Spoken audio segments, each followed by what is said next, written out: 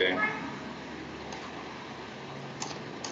Pharma ये अपने all time high trajectory पे, देखिए समझ लीजिए एक बार क्या क्या हो रहा है। Doctor Reddy's about 200 day exponential moving average. उसके बाद जो सबसे अच्छे और बेहतरीन चार्ट हैं, डेनमार्क अटेम्प्ट करता हुआ अपने बेस से बाहर निकल के आने का, but still 200 day exponential moving average अभी पार नहीं हुआ है। ग्रेनुलर जिसका मैंने जिक्र किया, बेहद शानदार, इट्स ए टिपिकल फ्लैग।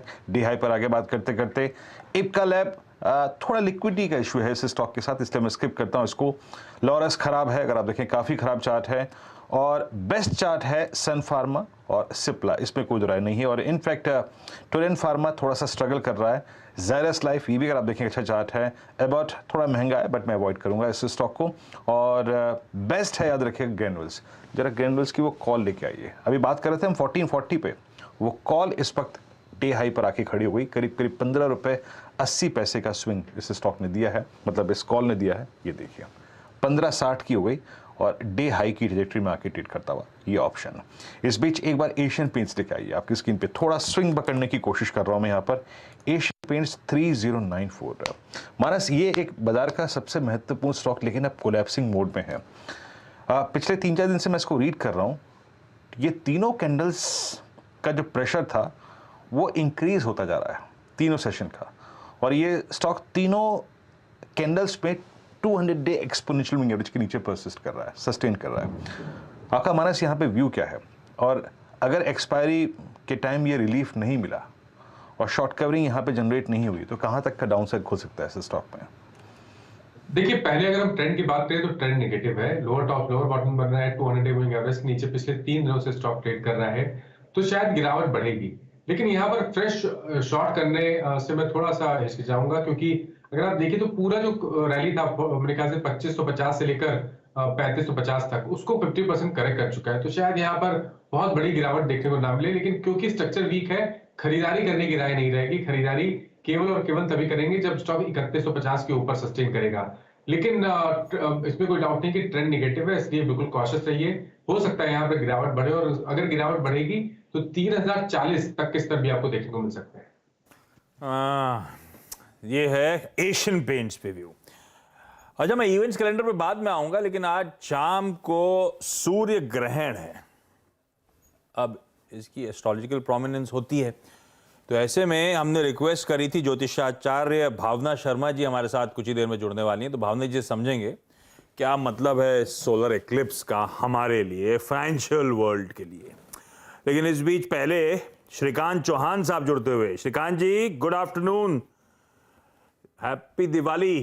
कैसे रहा कल सेलिब्रेशन? कल आप नजर नहीं आए मुहूर्त के समय, पटाखे फोड़ रहे थे क्या? और सब जितने भी हमारे दर्शक हैं, आप सभी को, पूरे सीएनबीसी आवाज, सीएनबीसी टीम की पूरे टीम को हैप्पी दिवाली मेरी तरफ से, कोटक सिक्योरिटीज की तरफ से और हमारे एंटायर कोटक बैंक की तरफ से। यस, कल के दिन में अगर देखा जाए तो हम हमारे एक्चुअली जो ऑफिस होता है वहाँ पे उदय सर भी आते हैं, उनका एक स्पीच होता है। और एक हम जो भी पूरे साल में जो भी होता है आगे पीछे जितना भी हिसाब किताब हो जाता है मार्केट में, हम एक्चुअली मार्केट में प्रेडिक्शन भी करते हैं कि अगले साल निफ्टी क्या हो सकती है करके।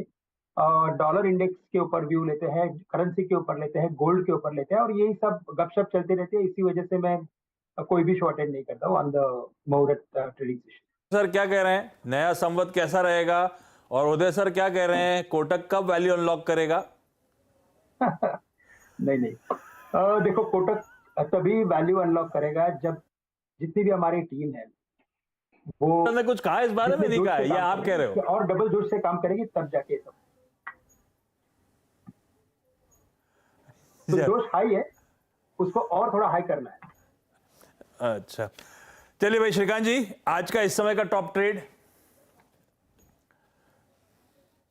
आपका वॉइस एक्चुअली थोड़ा कट हो रहा है। श्रीकांत सर, आवाज आ रही है? मैं कह रहा हूं इस समय का टॉप ट्रेड। ओके, तो आशीष जी देखिए, अगर इस मार्केट में देखिए तो डिफेंस के रिलेटेड स्टॉक्स काफी चल रहे हैं और वहां पे अच्छा खासा मोमेंटम बना है।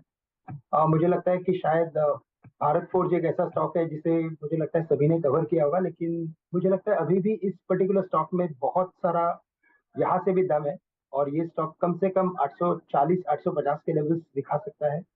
तो भारत फोर्ज को लॉन्ग करके चले और यहाँ पे स्टॉप लॉस रखे 790 रुपए का, क्योंकि स्टॉक थोड़ा वॉलेटाइल है लेकिन हमें लगता है कि 850 के लेवल बिल्कुल ये दिखा सकता है। तो इस समय का अगर टॉप ट्रेड अगर लेना है तो मुझे लगता है भारत फोर्ज को लॉन्ग करके कोच कुछ देर पहले मानस ने मेंशन करा, बहेती साहब ने कहा था मेरा भी प्रेफर्ड ट्रेड यही है, वो तो क्योंकि मानस ने ले लिया इसीलिए मैं एचएएल के साथ जा रहा हूं। और लीजिए श्रीकांत ने भी प्रेफर्ड ट्रेड के तौर पे भारत फोर्ज ही मेंशन कर दिया, तो कंसेंसस इमर्ज होता हुआ भारत फोर्ज को लेकर। इस बीच स्क्रीन पे नीलेश जैन साहब जुड़ते हुए। Nilesh ji hi, good afternoon, happy Diwali. Nilesh ji आपका टॉप ट्रेड। नमस्कार Ashish ji, happy Diwali to you, entire CNBC की टीम को और सभी दर्शकों को। देखिए प्रीफर्ड बेट है इस घंटे के लिए, वो है HAL, हिंदुस्तान एरोनॉटिक लिमिटेड। सारे ही डिफेंसिव स्पेस में काफी अच्छा एक्शन है, चाहे वो BDL ले लीजिए,